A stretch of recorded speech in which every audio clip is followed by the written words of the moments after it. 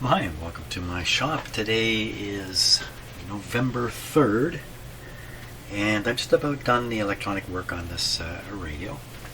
I think what I want to do today is convince myself that its performance is as good as it's going to get, and I think that's around the alignment of the radio. I have done an alignment, a bit of a quick job. Probably it's okay, but maybe I can make some small improvements.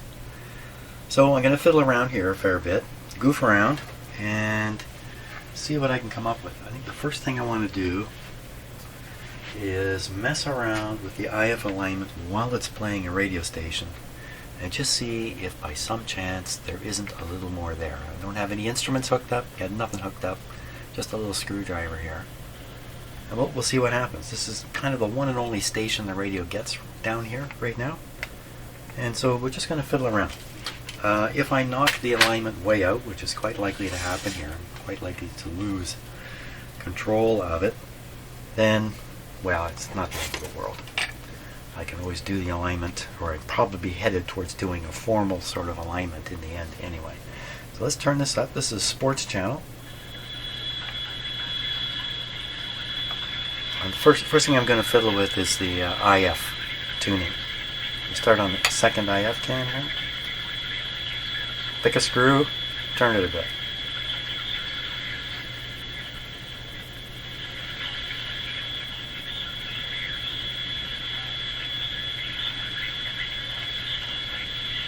Likewise here.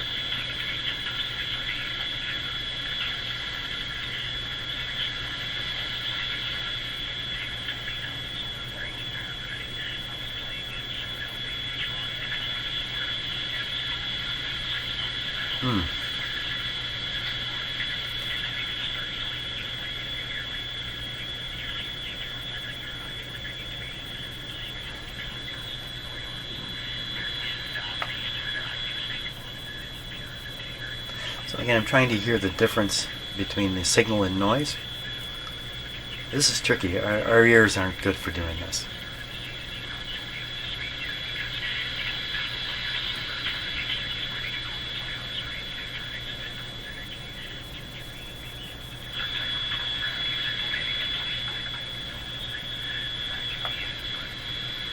Signal to noise there.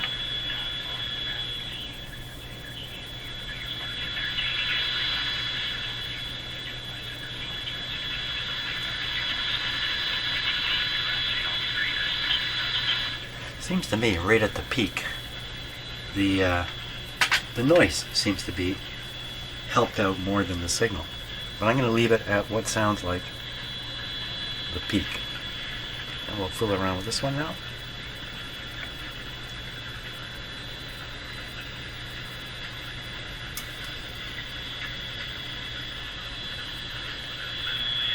Huh. The radio's still warming up.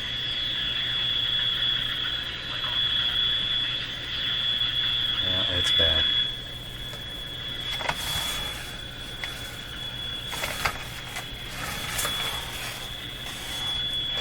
It's bad that I had to tune this again. I think we're losing control already.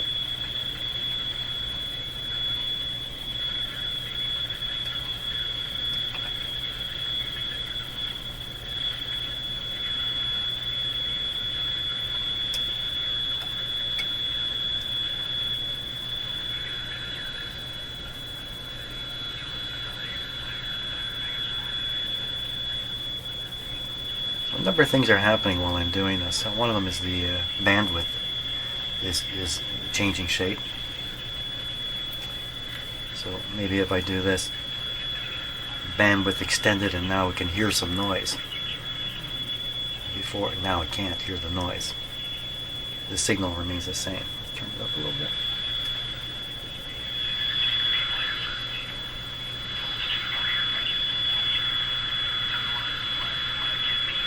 This is not the way to align a radio.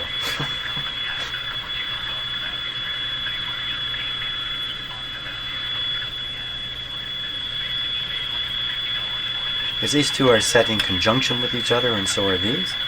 So you're fooling around like this. I don't know, does it seem a little better? Really hard to tell. Okay, one of the alignment things that bothered me was the fact that I had to close this capacitor right down. The trimmer here. This is the antenna trimmer.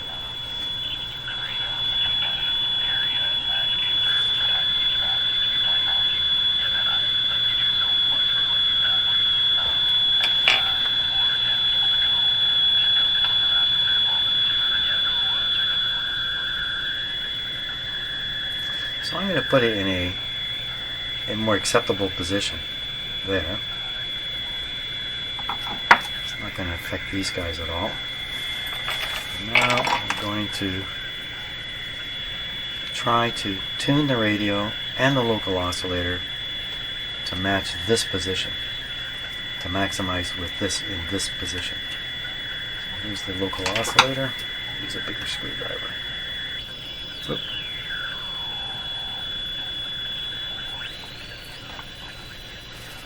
Okay, should not be doing this by ear, but we're just having some fun here. It's too bad there's noise right there.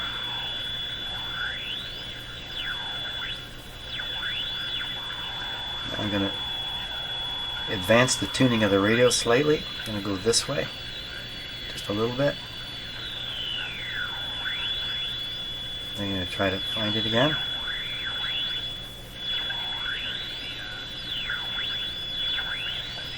A little further.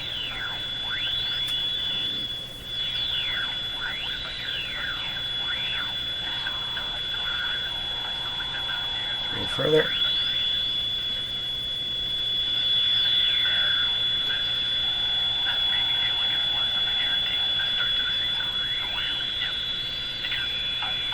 A little further.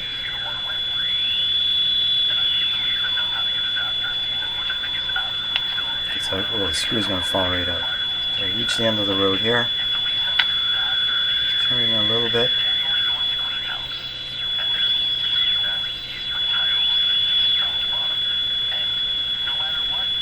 My imagination says that's a little better. Now we'll find a sweet spot here.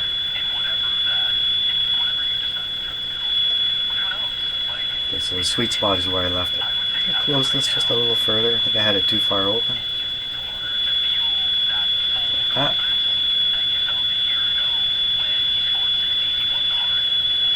Go a little further. Can't.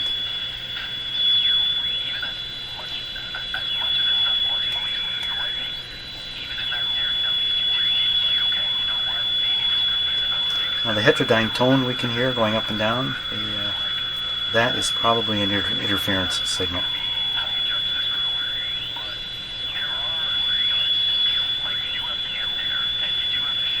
Well, I don't know about that now. The tone is going up and down as I tune. There's another tone in there that just stays the same the whole time. That would be interference from a nearby, the station you're receiving in a nearby noise source. A difference in frequency causing the tone we're hearing. It's a very shrill, very annoying tone. It doesn't change pitch. It just gets louder and quieter. But there's another one that's going up and down. Curious about that.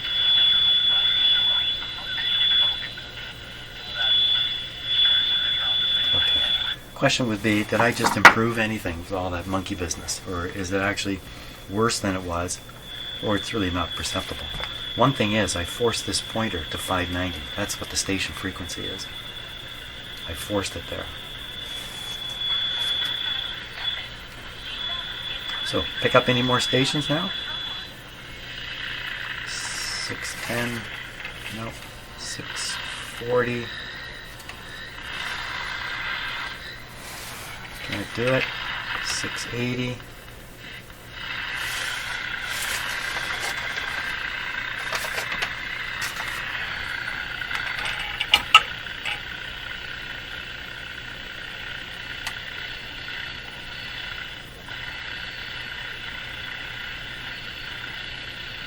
I get the impression it's just barely there.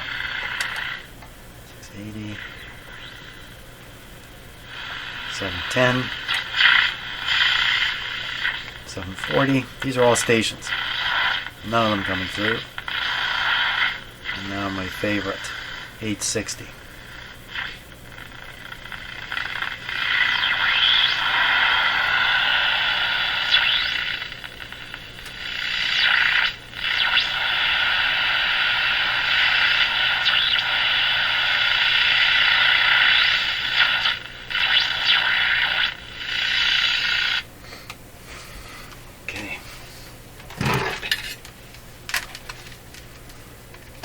gosh, this radio's on. Did I just turn it on now? I think I just turned it on. AM 860.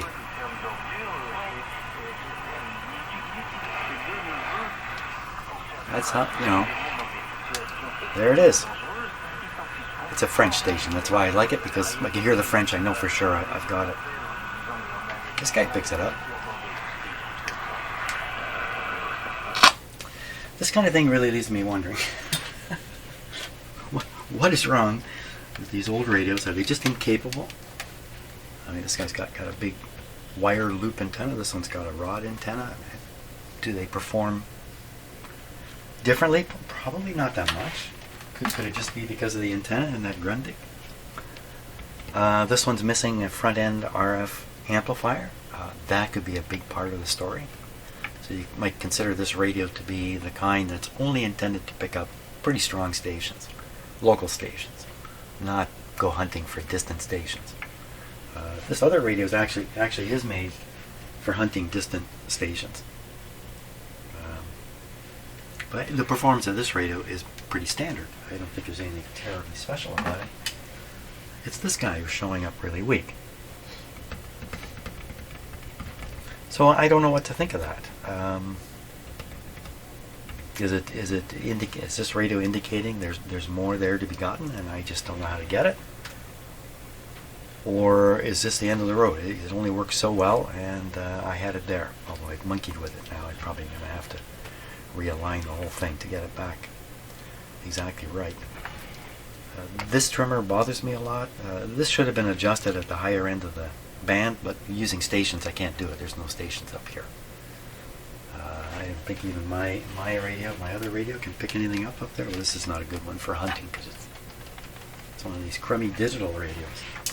I like them with the knob that you can turn. That's a good question. Well, I think I have to do a little bit of realignment work. This is very close to being aligned on the IF. Pretty sure I can just jam a IF frequency signal into the antenna and I can just twiddle these a little bit and get them up to snuff. So I have my signal generator operating over here and warming up ahead of time. So let's set it to the 460 IF frequency.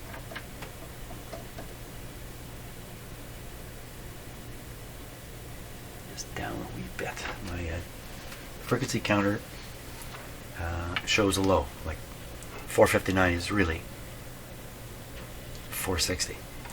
We're just going to feed this into the antenna. And the theory that that'll be good enough to get into the IF. This guy, let's just try it like this. Can we get anywhere like this? Okay, so now the thing is still connected to its antenna.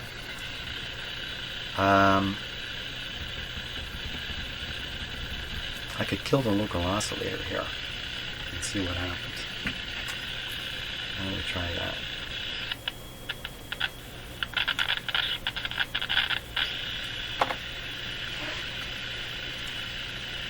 Bit of a long clip lead.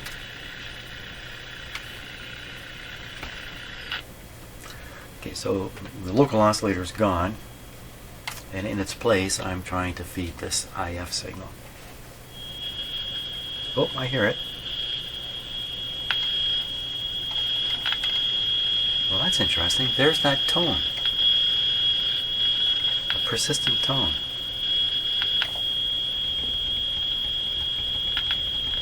So that persistent tone could be due to a powerful interference signal right near the IF frequency.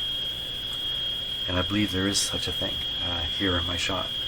So tuning doesn't matter because this is after the tuning part. And how's it getting in there? Same way my signal generator is getting in there. It's just getting in there. Could be coming in through the antenna. Even though the local oscillator's not there, it doesn't matter because we're not converting the frequency. It's actually at the IF frequency. That's probably what that is. Let me turn up my signal generator here 10 times. That's 10 times stronger. Just no matter where there you go. It doesn't matter.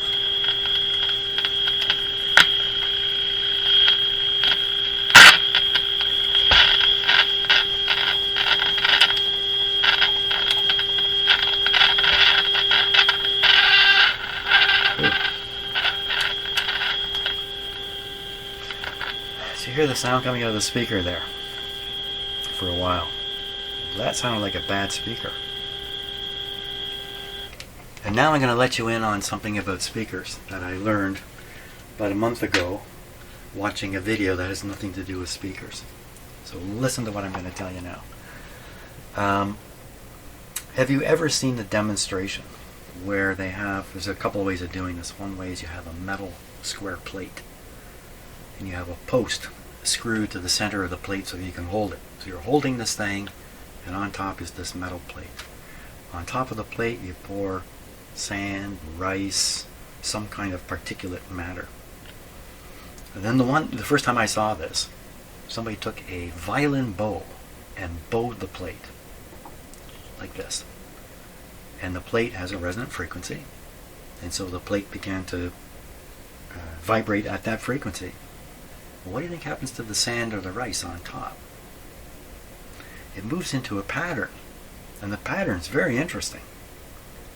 And I guess if you bow it right, you can get a different frequency, you get a different pattern. Well, you can throw away the bow, hook up some kind of method to use like a signal generator to make the pitch go up and down, so you're causing the plate to vibrate at this pitch. Maybe you would drive it up through the shaft or something. I don't know how that would be done in particular. You could do it with a speaker if you put a plate on top, and then you make the plate vibrate based on the frequency that you're sending through the speaker, something like that. You vary the frequency slowly up, and what do you see on top of that plate with the rice or the sand or whatever the particulate material is? First of all, it's on there randomly. You just threw it on. At some point, the plate will begin to resonate, and you'll see a weird pattern develop. Like sometimes it's a beautiful pattern develop. As you crank up the frequency higher, the pattern will fade away, and then a new pattern will come out at a new frequency. And maybe you can go up higher and do it again and again. You might be able to do it 3 or 4 times. Here's the important part of this. If you're listening to the sound coming from the plate, which is the video I saw about a month ago, and you watch what's happening on the plate, you can relate the sound you hear to the action of the plate. So the way it works is, as the frequency goes up and it reaches a resonant point and you see this pattern of the rice, the sound becomes very pure to your ear. It sounds pure, clean. It sounds clean. It sounds like a sine wave, although I'm sure it's more complex than that, based on the weird pattern on the plate. As you turn the frequency up higher, the plate goes out of resonance. What do you hear at that point? You don't hear a nice, neat tone anymore. You hear kind of a fuzzy tone, nothing to do with the material on the plate. It just produces you can still hear the tone, but it's not clear. It's not clear. And as you approach the next resonant point and the pattern starts to develop on it, it begins to sound clear again. Now think about this. What if it's not a plate? What if it's the cone of a speaker? Well, exactly the same thing's happening. You just can't pour rice on a cone. It's conical, right? It's going to fall into the middle. You can't see the effect or demonstrate it this way like you can on a flat plate. But the same thing is happening. And what I realized when I watched that video, and what I'm sharing with you right now, when I've tested speakers by driving a tone through them and then elevating the frequency of the tone, I've heard the speaker go through these phases. Now I realize what's happening. The speaker is not moving as a uniform piece. It's developing waves inside of it. And at some point, you can hit a resonant, well, let's call it a resonant, a sweet spot, maybe that's a better term for it. And if you could see what was happening, you would see this pattern, a beautiful pattern, and the tone becomes very clear. Different speakers are going to behave differently in this respect. I suppose the very highest quality speakers don't have that effect somehow. How they couldn't have that effect, I don't know. And cheaper speakers, maybe this is all over them. The thing is, you can hear it. You can hear the sound change, and you can know what's going on with the cone of the speaker. Now, I haven't done this. I haven't really experimented with this. I hope to at some point bring a few speakers in here and try this out, not with the rice, just with the ears, and just hear what's going on. But I think that's a very interesting fact. You can't see it. You can't know it just by knowing it. The secret, to me, was revealed by this plate. Now, if you haven't seen a video of a plate doing this, go hunt one down on YouTube. Sorry, I don't know. I don't even remember what it was I was watching. It had nothing to do with speakers. I can't even remember what they were really trying to demonstrate, other than maybe just the successive patterns that show up, because that's kind of interesting in itself. But the revealing thing is that that's what's happening with these speaker cones. There you go. Okay, happy I shared that. Maybe I will do those experiments at some point. We can even try it with this one if we want. Okay, back to what I'm doing. What am I doing here? I only have 2 frequencies from my signal generator right now, so I can't sweep it up and down. And besides, we're doing other stuff with it right now. So let's go back to this pitch that I'm hearing, aside from the tone from the signal generator. Okay, no tone from the signal generator, but the pitch is still there. This horrible squeal, which I would have imagined. Well, if it is coming in through the antenna, well, let's take this off. Of course, I have less antenna on here now. Can you sort of hear it there? Sort of hear it in there? Let me put a little bit of a dumb antenna on it.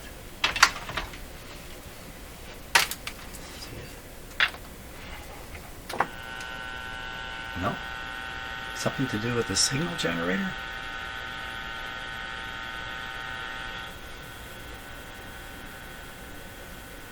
So, the mixer tube in these radios is a problem. It not only does it do what it's supposed to do, which is basically shift the frequencies you're listening to the IF frequency, so they'll pass through the radio. But all kinds of other frequencies can get in there and get mixed up in what's going on in this tube. So we like to think of it as a very simple thing being mixed in here, and that's the target station frequency and the local oscillator. We like to imagine there's just 2 things getting mixed, and then out of that, one of the outputs is the IF frequency and shoots through the radio. But it's not that simple. There's a lot more in there than just this. Just these 2 frequencies. There's junk in there.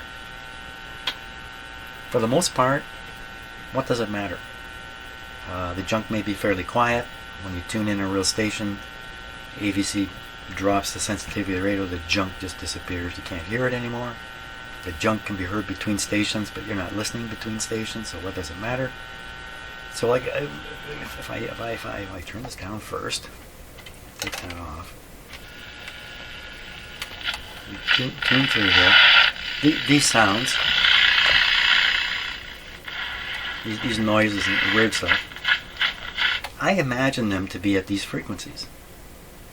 Was that really true? Or are there a couple other frequencies getting in here, nothing to do with the local oscillator or the target frequency? And those things are mixing. And just a whole bag of nonsense is coming out of this tube. Only the IF frequency can get through to the speaker, theoretically. And maybe double the IF frequency can get through. Maybe. I'm not sure about that. I guess the bottom line is there's a lot of junk going on in these converting radios, which just about all radios are. Converting radios these days? These days being since 1932? these days. Okay, so hopefully at the very least what I'm doing is I'm triggering some thoughts for you. You can jump on YouTube and Google and all that kind of stuff and investigate these things yourself. Play, if you got a radio on your bench, play around with it. There's a lot more going on here than we might really understand or realize. Okay, seldom written about in the books. Now back to chasing down our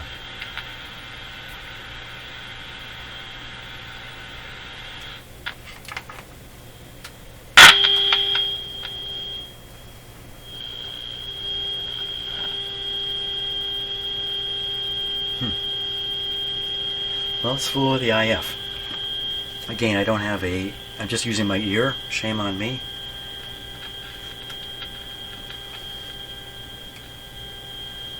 See if this affects that tone at all. The annoying tone.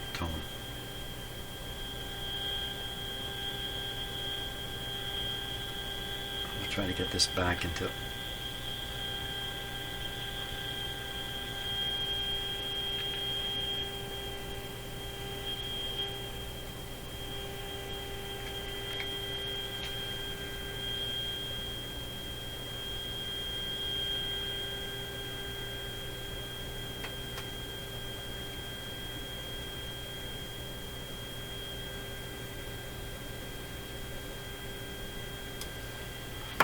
Well, that seemed to suppress the tone a little bit, but I'm not sure what's happened to the actual alignment of the radio. I turned this one screw off a little bit.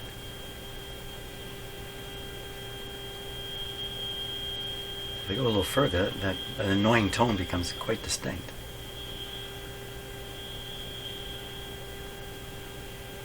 So if it is a shop noise, why do I have to have the signal generator connected? Because there's just that much more antenna on the radio to pick up the junk. It also always seems to be when I turn the screw in one direction I hear it more. The other way, like this is beyond the proper peak, hear it less. It just sounds to me like there's some noise signal, maybe not at 460 but at 460. What would it be? That sounds like about a 3 or 4 kilohertz tone there. That would be 463. Let's take a look at the noises in my shop. I'm going to get my SDR radio, which I have in another room, bring it in here. We're going to examine what signals there are that are close to the IF frequency of this radio that my SDR can just pick up, and we can see it on the SDR display.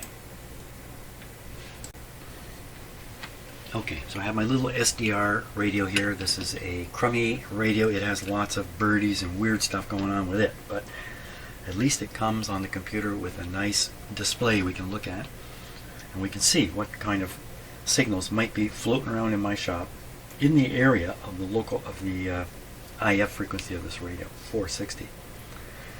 This is the antenna lead from my SDR, and this is the antenna clip lead laying on my bench in the vicinity of this radio. Let's take a look and we'll see what we can see here. Okay, now the area we're interested in is just right in here. You already see something sitting right there, and see something smaller sitting right there. That's 481. This is 489. That sounds like a fair ways away to me. And 460. Let me just set this to exactly 460, and we'll listen. Now I can see something right here on this red line. I don't hear anything.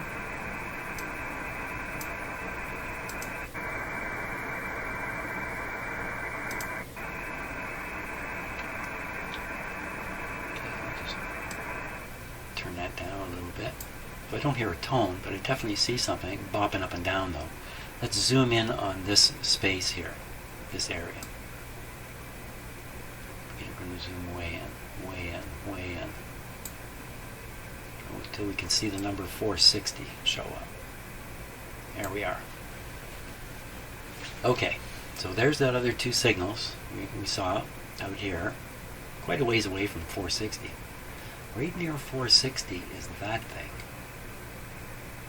Let's tune that right in. That doesn't want to do it.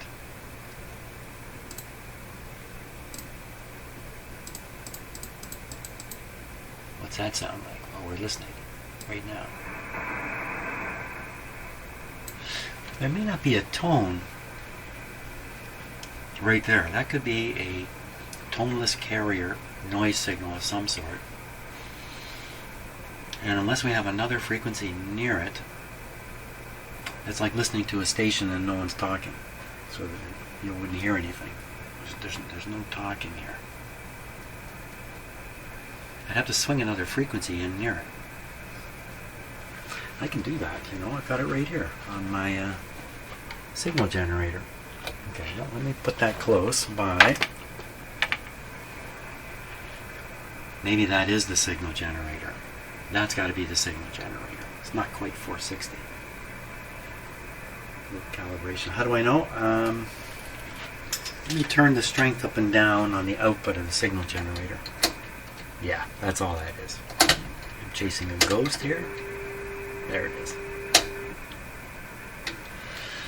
Okay, so if the tone is around, I'm guessing, 3 kilohertz tone, we would move away 3 kilohertz and find it. Would that be up there? Yeah? Who's that? One of my cats is asking me to go outside. He wants to go outside. You know, all this stuff is jumping up and down here. I don't know if we can really resolve anything out of it.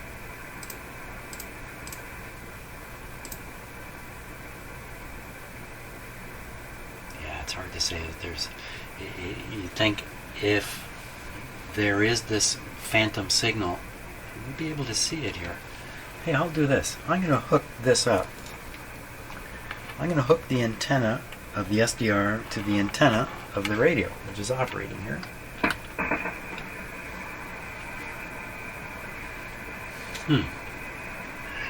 So this is still the signal generator, which I'm going to tune away.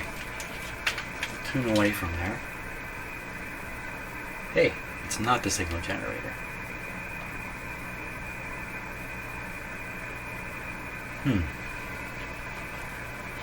It's not 460. It's 456. Where's that coming from? I'm going to turn the sound off here because we're just listening to hash anyway. Where are all these signals coming from? So what I'm going to do, let me disconnect the antenna again. We're left with something at 480. That could be the SDR itself. All the rest. Okay, I'm going to cut. Hang on, Peanut. I'll be with you in a moment, okay? I'm going to turn off the radio and we're going to see what happens to all these signals.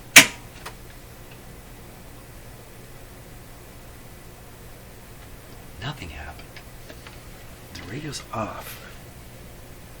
How do I tune this radio now? What just the craziest stuff to do here.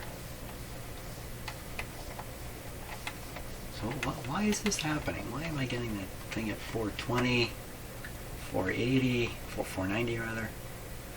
Tuning the radio doesn't do a thing. Take off the oscillator short. I'm just goofing around here. Well, but if I disconnect from the antenna, let me lengthen the antenna. Maybe by hooking up to the radio, I'm just hooking up more. So we double the length of the antenna. Stick my finger on it. I am now part of the antenna. There's some of those signals coming back. 1, 2, so there's one at about 447. If I hook it back up to the radio, 447. So I think these noises are here in my shop. Goodness knows what they're from. Could easily be from the computer that I'm using or elsewhere. Don't seem to be coming from the radio. Let me unplug the radio. Ooh, that was kind of interesting. So I just unplugged the radio. The radio's not really plugged directly into the wall. It's going through going through some stuff. What else can I turn off in here to keep the video rolling?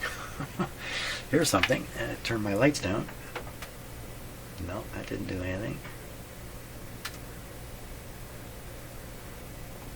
Turn off my signal generator. Turn off my frequency counter. Turn off my overhead light here. Make it a little dark. Oh, that's not the wrong. That pulled the wrong plug. This one. No.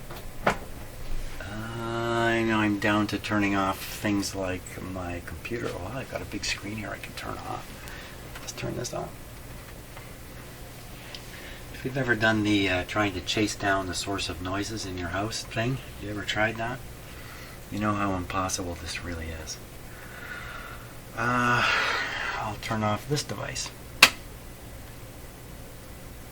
Yeah, I'm really not left with too much now because if I turn off anything more, my computer won't be running and I won't see anything. Hey, I never got. Did I get the light off? Yeah, I did. I did get the light off. So where is this coming from? Oh, it got pretty dark. Now I'm going to make lights come on in the room next to me because they generate some noise. Just didn't do anything. Turn off. This is crazy. I'll turn off my sound system. This might cause a pop and a whoomp on the video.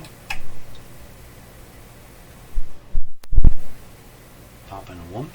No, nothing. Well, who knows where these noises come from? But there is one. I can't do anything to get rid of it. It's sitting right here at 456. 456. And that's 4 kilohertz from 460. That would produce a 4 kilohertz tone, which is kind of like what we were hearing. I have to remind myself what 4 kilohertz sounds like. It's higher than you think. That's what I find. The frequency, the sound of I tend to underestimate the frequency of the sounds I'm hearing. I think I got that backwards. Well, I'm going to have to just assume that this noise, whose source is unknown, is what's causing the sound we're hearing. The only reason you can hear it, like if the radio were operating right now, which it's not, and this were going through the IF, it's off to the side a little bit, but there's a response curve in the IF, and this is in it. We wouldn't hear anything from this because it's not modulated. Well, apparently it's not modulated. Yeah, no modulation.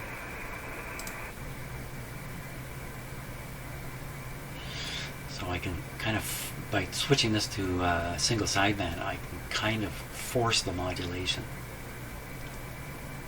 It's a curious sound, isn't it? If I tune to 460, we'll find out what the sound sounds like. Oops, I've got to go lower sideband, and I've got to extend it. That does sound like it, doesn't it? That does sound like what we hear on the radio.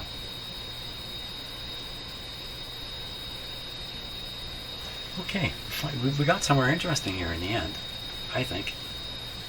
This is a tone being generated by a spurious signal passing right into the radio, right past the tuning stage, getting right into the IF. And then we hear the tone because of this difference frequency between here and here. Like if I lower the difference, the tone should get lower.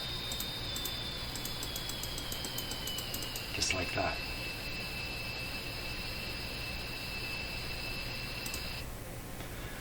Okay, I'm going to stop for a little bit and let all this kind of cook around in my head.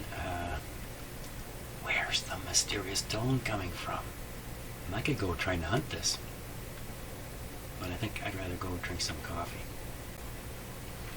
Well, I think I'm going to cut the video short today. It's a beautiful day. I should be outside. And good news for me is I've acquired some ham radio equipment. very cheaply off of Kijiji, in fact. And today I want to build at least one antenna for the new stuff that's coming. So it's the new old stuff that's coming. Not that old, actually.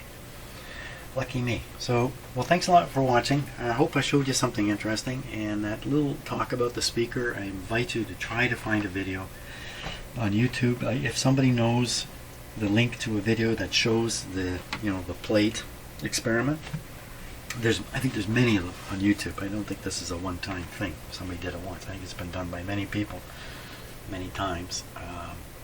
If you know, put a link, put a comment on my video, please, for others to go and explore that, or experiment yourself. Get out your audio generator and a speaker. Maybe we'll play around with that. You know what? Maybe I'm just going to go a little bit further here and try and demonstrate that. Yeah, why not? And then I'll call it quits. Dug around in my box of speakers and found this one.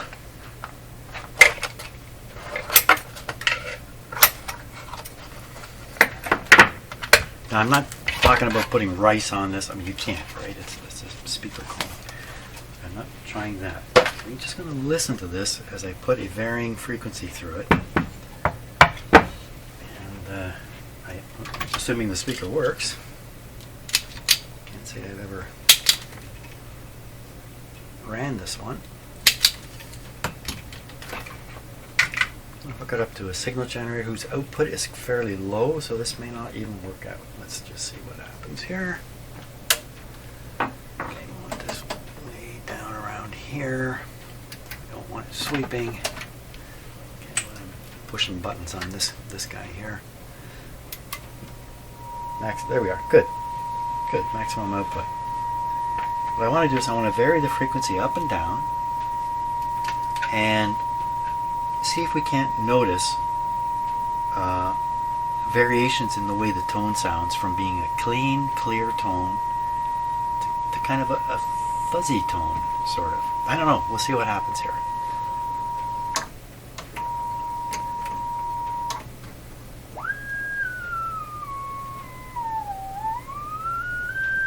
You know what I'm going to do? I'm going to set this to sweep through the tones. So to do that, we want to start lower. Lower.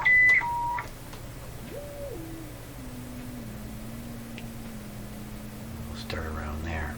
That's 230 hertz. Go lower. You know, it's not in a cabinet, so we're losing a lot of the lows here. So, and then we want to go up to, that's 3,000 there. We'll go up a little higher. 5,000. We'll see if we can hear that. We'll make it sweep. Not that fast. It's lower.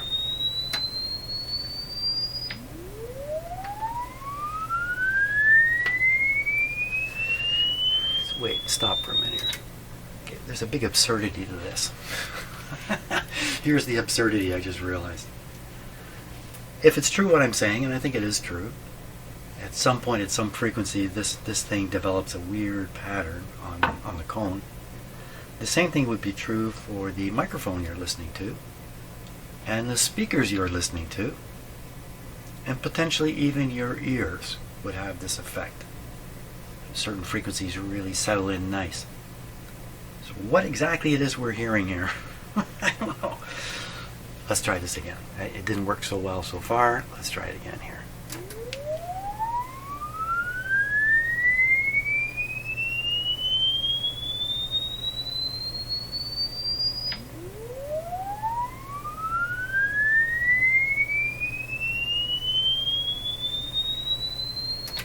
Oh, I didn't hear a thing. Maybe I've grabbed too good of a speaker here. Maybe this is something that speaker engineers and designers are aware of, and they try to avoid it, maybe with the stiffness of the cone or something like that. I've picked too nice a speaker. I could not hear the effect clearly. On the video I watched, it was very obvious. Let's try this little crummy speaker here in the radio. Oops. sure it's unplugged yet. I'm just going to drive the signal right into the voice coil here. I think I just have to ground this to make it work. A little more volume. Okay, so we're listening to that now.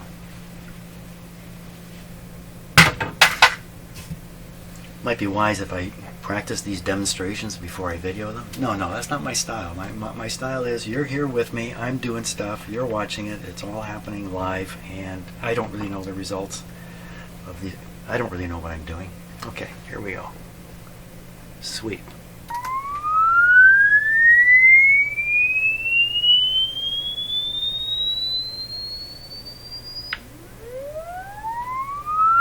I think it would be something that would happen at the lower frequencies. So let's knock it all down by 10 and let her rip again.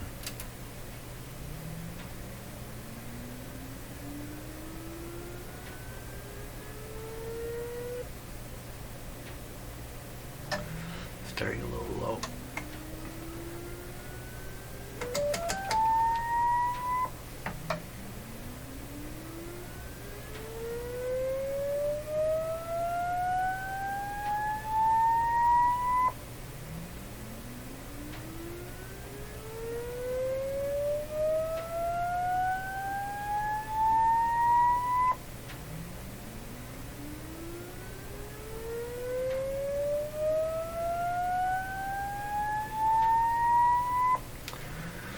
Well, I think we can call it a failure.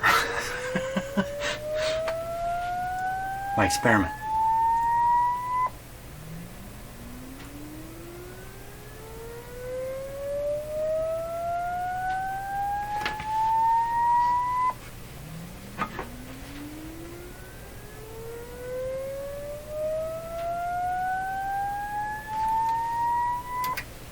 I can't demonstrate it. It's not. I know I've had other radios and speakers. Most radios have speakers in here, and they've had that effect. And I've noticed it, and I attributed it to cone rubbing, the voice coil rubbing, or something like that. When it was probably the fact that the cone was not in a resonant condition with a pattern. The interesting thing about this is this doesn't stop with the cone. This is going on in the air. Where did I see this? I can't remember where I saw this. I saw this on another video, nothing to do again with this kind of thing, but it revealed the shape of the sound waves in a room with a tone being played, and the pitch was changed, and this three-dimensional pattern of what was happening in the air was dramatic. And I can't remember, it was a cartoon type thing. I can't really remember now, but I certainly got the lesson from it. And you know, you can hear these things yourself if you have a high-pitched tone playing and you just move your head around a little bit. You probably experienced this a lot. You just move your head a little to the left or a little to the right, and the tone seems to be flying around the room and changing in its volume here and there. And what you're really doing is you're dipping your head into these air resonance places, these balls of resonance that are floating in the air in a weird pattern. It's so complicated, so much more complicated. You know, we're showing you the classic diagram. You've seen it.